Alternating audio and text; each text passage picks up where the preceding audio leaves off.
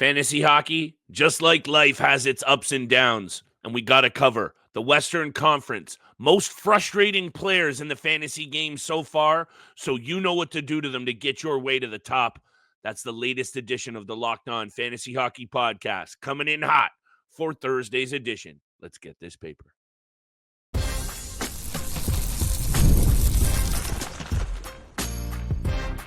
You're Locked On Fantasy Hockey, your daily podcast on fantasy hockey. Part of the Locked On Podcast Network, your team every day.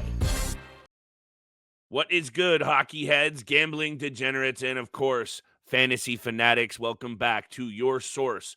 30 minutes, Monday through Friday, we get you in and out with all the fantasy takes, NHL news, and of course, betting breakdowns that you need to put a little cash in that pocketbook. It's the Thursday episode of the Locked On Fantasy Hockey Podcast, joined as always by my distinguished co-host, Mr. Steele wrote in on this side of the microphone. It's your boy, Big Flip Livingstone. Salute, shout out, much love. You know the drill. We see you and appreciate you every dayers for making us your first listen every single day. We're free and available wherever you find your favorite and hottest content. Today's episode is brought to you by our friends at Game Time. Download the app, create an account, use code LOCKEDONNHL for $20 off your first purchase. It's that simple. Steele, there's nothing simple about the 5 players that we're going to talk about on today's episode. We covered the most frustrating, most disappointing fantasy pieces out east end of last week. Tap into the channel if you missed that one. The main takeaway here before we even get into these players is you got to know what to do with them. And obviously there's some injury concerns for some of these guys as well. So easier said than done. However, you got to be finger on the pulse ready because it's not easy to admit defeat. And you know how I feel about a player on this list, Miro Heiskanen. I was wrong about that. Let's get it out of the way early.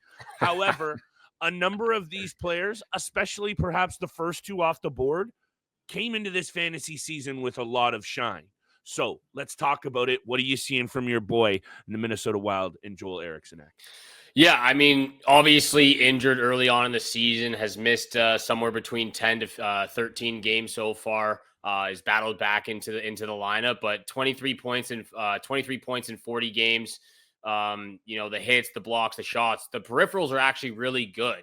Like, there's nothing wrong with this player except for the point production offensively, which Minnesota has struggled over the last couple of games, getting shut out back to back from the Ottawa Senators and Boston Bruins. So, he has to be on this list just because of his point production. When you have, back-to-back seasons of 60-plus points, 30-goal season last year, 60 penalty minutes, plus 18, doing all the right things, being a top centerman in the league, two-way centerman as well. Mm-hmm. I just think when you look at what he's done so far this year, because, I have a personal stake in him for my fantasy hockey team, he just hasn't lived up to what I was expecting out of him. Again, the peripherals are great. I'm a big peripheral guy, 66 hits, 30 blocks, 112 shots. It's down a little bit, but still, yeah. Yeah, they're down. Again, he injured for 12 to 13 games. But yes, they're definitely down. There's no denying that whatsoever. But, he has to be on this list just because of the point production. But peripheral-wise, I think there's still a lot of fantasy value. Yeah, I can see it, definitely. And that was probably the only reason people were still out there hanging on to him, because I just don't see the offense coming this year, Steele. And especially now, and I know he doesn't play very much with Kirill Kaprizov, but especially now with that punch of Kaprizov out of the lineup, I really don't see it for Joel Eriksson Ek. So unless you're in some really deep formats and you've hung on to this guy for his ability to throw his weight around, I really give you kudos, but I would say it's time to probably let go of him. I haven't had too close of a look at Minnesota's schedule down the stretch, though, but all I need to know is their number one man offensively is out. That's not going to be good things for this squad down the stretch. However, for me, before we move on to these other players, obviously wrap the show with bets, this is a progression situation that I saw 61 points in 78 games, followed up by the year previous 49 points, and then just last year, 64 points. And all of the peripheral love, I'm throwing it out there, Steele. This guy was a fantasy banger league beauty. Most definitely, he was on all of our lists for that kind of a category. And for him to fall short really in his prime season here at 28 years old, it's somewhat surprising. I agree with you. That injury definitely played into that. But for me, he's got to be on the disappointing list because I just know how many fantasy GMs were invested in him fairly high. I don't have his ADP up here, but this is a time for me. again, unless you're in really, really deep leagues, I would be getting away from him. You probably have already. There's no patience channel here in terms of him picking it up from 23 points. I don't see it, Steele, but I really do think there are a lot of GMs out there who probably have some pretty significant draft capital invested into this player. Yeah, he has an ADP of ADP of 64.2. So he was getting drafted That's on high. average in 6.3. Definitely very high. But again, it's the expectations of what this player Yes. has been capable of doing over the last 2 100%. seasons. The shaping of this team right now in Minnesota, Kirill Kaprizov dealing with injuries. Minnesota's dealt with a lot of injuries this year. Don't get that twisted by any means. They've battled again. They just need to continue treading water at this point. Tough back-to-back, shutouts against the Bruins and Senators over the last 2 games. So again, they just got to get by until Kaprizov comes back from this injury. Let's go over to your boy though, Miro Heiskanen. Let's talk about him. And look, this is a sticky situation because once again, there's a lot of stake in this player fantasy wise. And don't get me wrong, is he an elite defenseman in the league? Yes, he's a very good defenseman in this hockey league fantasy wise. I really think GMs out there need to get it in their head that he's just not a superstar fantasy hockey player anymore, or really never really was, except for that one outlier season of 70 plus points. So I think it's time for everyone to stop overhyping Miro Heiskanen at this point and really look at what he's done throughout his career. His first 4 seasons in the league, anywhere from 27 to 36 points. The outlier season in 2022, where he finished with 73 points. Next season after that, regressed by 20 points down to 54. And now he has 25 and 50. And he is, I believe, out at least for a month after having knee surgery. Yep. A month-to-month basis. So potentially back for the playoffs. Who knows what happens and how the rehab goes. But fantasy-wise, very disappointing. 25 points in 50 games, 17 hits, 85 blocks, 108 shots. The peripherals are okay. Again, for a guy who, when he came into the league, we had him on this pedestal. We had him in the likes of Cale Makar, comparing the two between them, Cale Makar, Victor Hedman, these top defensemen across the league. I just never saw it from him. And again, fantasy is different from what he actually does on the ice. Fantasy-wise, I think that holds very true here. I don't think it transferred over for him. So I think it's time for everyone to settle down, take a breather on this guy. Again, how old is he right now? He's 25 years old. 25. So yeah, he's 25 years old. He's still turning young. 26 in July. This guy's got a lot of room to grow his game. I think we just need to stop the hype train on Miro Heiskanen for a little bit. Totally fair. And after what he's done with production-wise this season, really hard to make a case for it. I guess also the 38 career playoff games over the last 2 seasons in which he's put up 28 points also definitely was going to sell me on this player a whole lot more.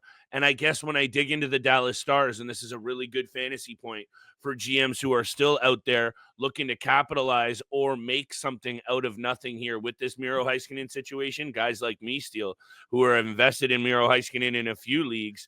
Esa Lindell is taking over that second power play unit in Dallas. Thomas Harley's minutes are going through the roof. He's the number 1 guy on the top power play unit with Hintz, Duchesne, Johnston, and Robertson. So Thomas Harley, number 1 option here for this situation. Esa Lindell, also a decent option. While Miro Heiskanen is out, and he's going to be out at least a month or 2, I would say. You know how I feel about Pete DeBoer as well. He likes to roll 1 D-man on those power play units. I like what I've been seeing also from the Dallas Stars defensively, and that's my last point about this deal that's really played into his value, is the offense of the Dallas Stars this year. Overall, power play as well. They're sitting 22nd in the NHL on the power play. Not going to be good for a guy's offensive fantasy value. And they sit outside the top 10 in overall scoring as well. So that the team's overall approach in play this season has definitely hurt his value as well. But it all compounds to a situation where he is definitely one of the more frustrating pieces this season. You were right. I was wrong. Let's move on. We got a lot more players to talk about, gripe about, vent about even, that have been fantasy disappointments this season, and you're going to have to be careful of what you do with them down the stretch here. Big time bets coming up. Today's episode is brought to you by our friends at Game Time. Looking for tickets for your next big event, whether it's a concert, comedy show, or sports, finding the right ticket to the right price can be a headache, but with Game Time, it's never been easier. They got their new feature, Game Time Picks, bringing you curated deals that make it simple to find great tickets at a great price. No more sifting through thousands of options. The seat view feature, game changer. Before I even hit buy, I can see exactly where my seat is in the venue. Very reassuring deal, taking the guesswork out of buying tickets with Game Time. It's what I'm about. Download the Game Time app, create an account, use code LOCKEDONNHL for $20 off your first purchase. Terms apply. Create an account, redeem code LOCKEDONNHL for $20 off. Download Game Time today. Last minute tickets, lowest price guaranteed. Download Game Time today. And thank you so much for making the Locked On Fantasy Hockey Podcast your first listen every single day. Continue to smash that subscribe button, the follow button, leave a 5-star review. Flip and I appreciate all that love you show us every single day. We could not be doing this without you. So thank you so much for all of that. Let's continue on this episode of the Western Conference disappointments fantasy hockey wise. And let's get right into Connor Bedard, probably the best player on this list. Actually, is the best player on this list. Young guy for the Chicago Blackhawks. Look, I just think, again, there was a little bit, when he came into the league, a very quick comparison to him and Connor McDavid. And I think we're seeing that they are clearly different right now. These are two different skilled players. Agreed. He's still going to be a superstar in the league, but he's not living up to the expectations. Obviously hurts him. Getting injured in his rookie season, only playing 68 games, but finished with 61 points, minus 44 on the season. It's no different this year, minus 24, 45 points in 52 games. He's really got it back over the last month or so. I think he struggled at the beginning of the season. Power play, it's just a bad team. There's not a lot of guys. Really bad. It's a really bad team. There's not a lot of guys. There's not any guys that are able to support him and what he is able and trying to do on the ice, facilitate, play make, pass the puck, shoot, get his own scoring opportunities. I will say one thing, the peripherals, they're okay. He's still a young kid, 27 hits, 29 blocks, 123 shots. I still think he's going to shoot the light the second half of the season, get a new career high in goals. The one thing is he's terrible in the faceoff circle. He was 38% in the faceoff dot last year. He's down to 33% this season. There is a good opportunity that they end up shifting him to the right wing or the left wing, wherever he wants to go. If he can't figure this out, they can't continue this because he is losing draws left, right, and center at this point. He's probably one of the worst centermen faceoff-wise, faceoff win percentage in the National Hockey League right now. And again, going back to, the talent around him, very insignificant. The Chicago Blackhawks have a great opportunity this summer with some top unrestricted free agents. We keep seeing all these rumors about, teams being interested in some of these elite players right now. I've seen that the Chicago Blackhawks are very intrigued about Mikko Rantanen. How would that do for his game, bringing him to Chicago? They need to do something like that. They need to do something big because bringing in Tyler Bertuzzi, Teuvo Teravainen, Nick Foligno, all these guys, veteran players, it's not cutting it. This team, they're right there with the San Jose Sharks at the bottom of the league. We can see them turning the corner, but it needs to happen a lot sooner because Connor Bedard, I can see the frustration. The frustration is very real. I think that clearly plays into the confidence. And for a player who's walked through every piece of competition, international or otherwise, throughout his young career, this is probably one of those things that's very difficult to deal with. Also, let's just get this out of the way. I mentioned ADP with this player. This is the most frustrating player on this list based on ADP and based on what you're getting out of him. And even though he has 19 points over his last 19 games, 8 goals and 11 assists, and a minus 13, 12 penalty minutes, he's got some power play points there, which I don't know how that's happening considering how bad Chicago is. This is probably the most frustrating player on this list. And I know 45 points in 52 games for most 19-year-olds is probably amazing. It's the expectations, it's the skill level, and it's where we've drafted this player that makes me hold him accountable to this level. Let me throw this out there as well. He's playing with someone named Landon Slaggert right now. No disrespect to Mr. Slaggert. I don't know who that is. Ryan Donato on his right flank. I'm surprised he even has 30 points, if I'm being honest. That's how bad this team is, Steele. And then you throw Yeah. out the blue line. Oh, my goodness me. And Peter Mrazek is the goaltender with Arvid Soderblom? I don't know how the San Jose Sharks are worse, honestly. I really don't. If you have anything invested into Connor Bedard right now, I'm kind of here for the take that perhaps it's just so bad for the Hawks now in the second half that they maybe just have some fun and they're able to wheel and deal a little bit. Maybe that's an angle you can look at. Either way, almost impossible to get away from Connor Bedard because of the upside and where you've drafted him. So I think with this player, much like we have different takes with these disappointments, I almost think you have to hold and you have to get lucky and hope that he goes on a little heater here because he has been playing better. Oh, there's no question. You're not dropping this guy. You're not, Yeah. you know, especially keeper leagues, you're holding on to him. We're not saying drop Connor Bedard by any means. We're just saying disappointing season when you have the expectations, especially like you said, where he was getting drafted average in fantasy hockey leagues this year, you know, first, second, maybe third round, but he was definitely a top 3 pick. Frustrating to say the least. Over to the next player. You know, I haven't watched a lot of Los Angeles Kings game this year, but just fantasy wise, you can tell GMs out there who drafted Kevin Fiala are frustrated with his production so far. And I've seen him traded actually 3 times in 3 different leagues so far. And this has happened in the last couple of weeks. I don't blame them, Yeah, it's very difficult because you look at what he's done over the last 3 seasons, last year in Minnesota and his first 2 years in LA, 85 points, followed that up with 72 points in 69 games, and then 73 points in 82. So having a player that is able to put up 70 plus points, you know, potential 30 plus goal scorer, which he's only done once in his career, but really a facilitator, a playmaker with the puck.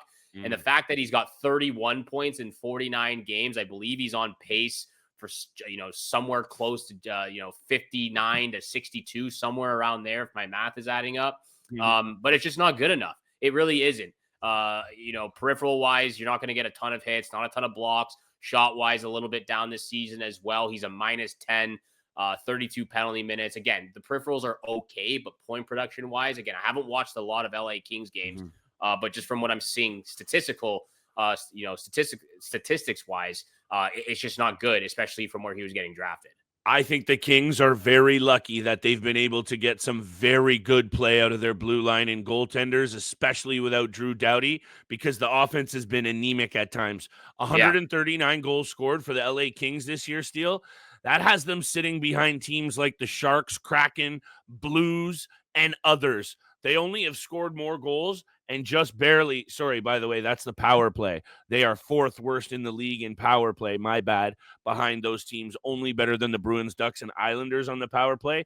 That's not going to be good for a guy in Kevin Fiala, who is definitely a very offensively inclined player who goes on serious heaters, but then on equally as serious cold streaks. And let me bring up the overall goals scored, Steele.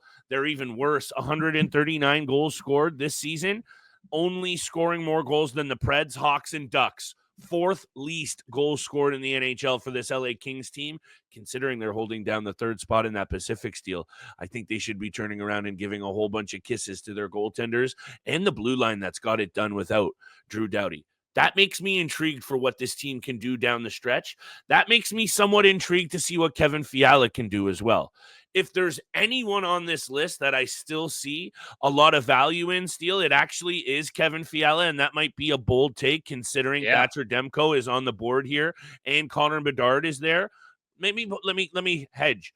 Kevin Fiala 2, Connor Bedard 1, and I'll throw Demko in there at 3. I just think that he is not nearly this bad. I think that what we've seen from the Kings without Doughty, and let's be real, this is huge for them in the dressing room and on the ice. I'm intrigued to see what they can do being so solid that they have been in their own end. So I'm just, maybe Kevin Fiala is a sneaky little buy low target that no one's looking at. Maybe it's just me, but I think he's going to maybe pull it around a little bit. Let's talk about Demko after the break. Hit me with your take on that. We can get to bets. No, that's a good point. That, you know, that goes exactly with what I was just saying about seeing him being traded over the last 3 times in 3 different leagues over the last couple of weeks. Maybe they're buying low on this guy and they have full faith in Kevin 2 goals last time out, by the way, Steele. 2 goals. Yeah, maybe they have full faith in him to finish strong for the remainder of the season. Time will tell. We'll have to see. After the break, we'll come back, give our thoughts on Thatcher Demko, big time bets, and of course, the full leg money line parlay that Flip and I will break down before we wrap up today's episode. All of that and more coming up next.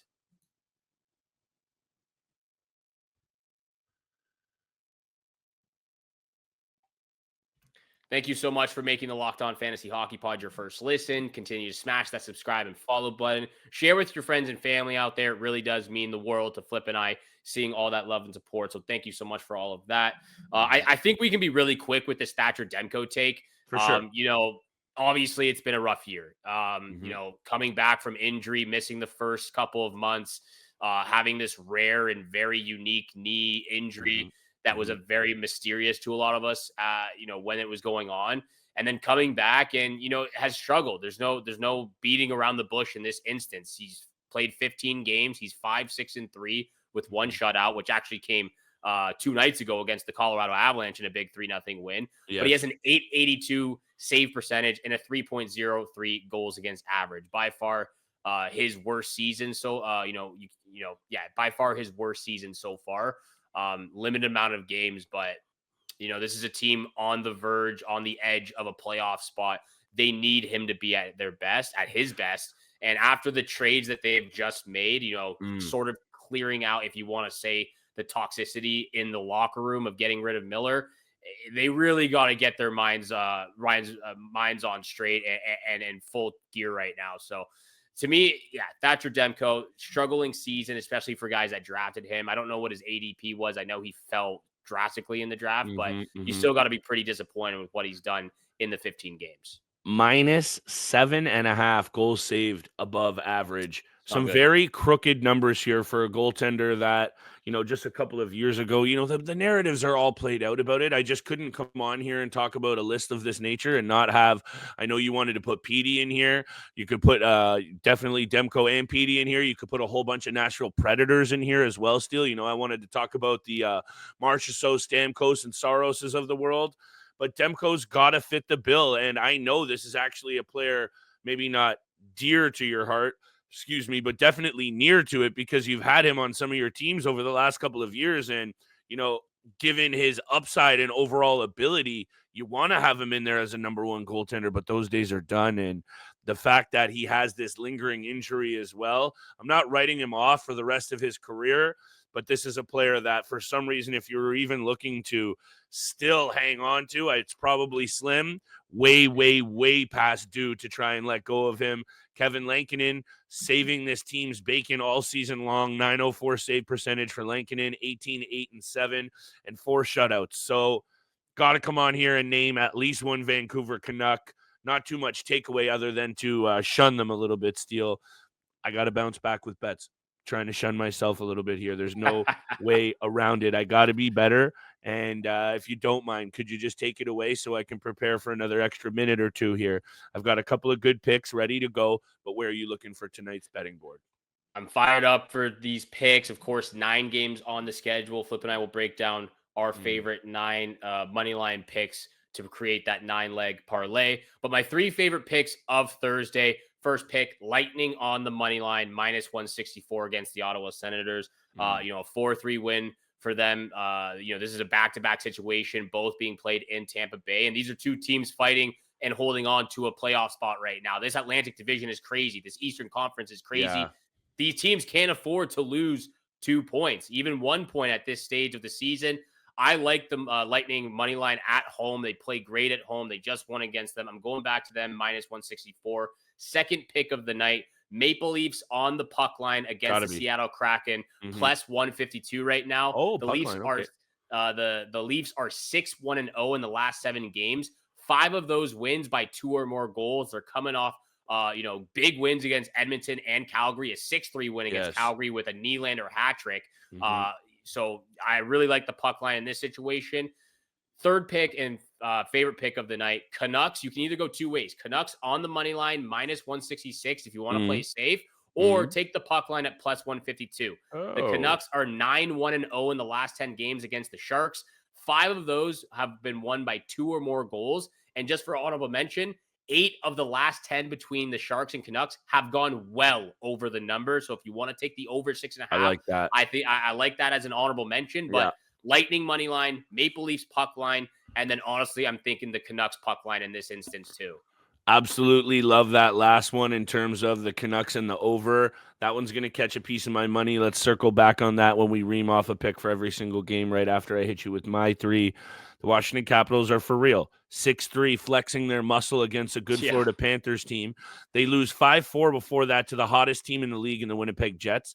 Then another hot team, they dropped 1-2, 5-4, and otherwise they had won 7 of their previous 8 games in pretty convincing fashion as well. A couple of shutouts in there, a couple of very good defensive performances. I'll stop. 7-2-1 against the Philadelphia Flyers, a team in the Philadelphia Flyers that, for me, really hard to put a finger on what they're trying to do right now, other than play like doo-doo. 1 win out of their last 7 games. I'm not feeling it. This is a team really struggling to score a goal steal. 2 goals scored in the last 4 games combined. Washington, a very stingy defensive club. That's a really bad combination for John Tortorella's crew right now. Caps, money line on the road. That's pick number 1. Pick number 2, the Colorado Avalanche are playing the Calgary Flames. Actually, that's a lie. I'll get to that. You already covered this, so it can be quick. Leafs, money line. They're rolling. They're playing good hockey, confident. Couple of big wins. You got Willie Styles absolutely cooking. You got the recent head-to-head. No offense to Seattle. Doo-doo as well. Toronto, money line. Second pick, no big deal. And I am taking a look at this Colorado situation still, but perhaps not for the reason that you might think.